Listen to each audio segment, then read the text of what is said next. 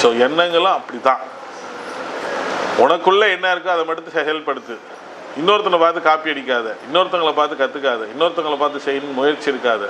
அந்த இடத்துல ஜெயிக்கவே முடியும். ரைட், வேறு ஏதாவது சந்தேகம் இருக்கா?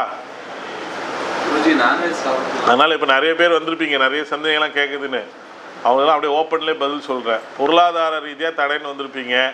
3 யாகத்தில் கலந்துக்குங்க, நிச்சயமாக மேம்படுவீங்க. திருமண பாக்கியம், கல்யாண பாக்கியம் எதுவாக இருந்தாலும் சரி, இங்கே செய்கிற யாகத்தினுடைய பலன் நீங்கள் எந்த பிரச்சனைக்காக வந்தாலும் 3 யாகத்தில் தொடர்ச்சியாக அட்டன் பண்ணிட்டு பாருங்கள்.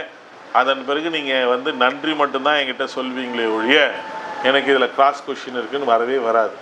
அதையும் மீறி ஏதாவது ஞான தேடலையோ இறை தேடலையோ பர்சனலாகவோ இல்லை சூட்சமாக வெளியே சொல்ல முடியாதுன்னு என்னை கேட்டுக்கலாம். ஆனால் இந்த மாதிரியான ஆல் பிரச்சனைங்களுக்கு 3 யாகத்தில் உட்காந்திங்கன்னா போதும், உங்கள் பிரச்சனைகள் தீர்ந்து சந்தோஷமாக அதுலேருந்து வெளியே வந்துடும்.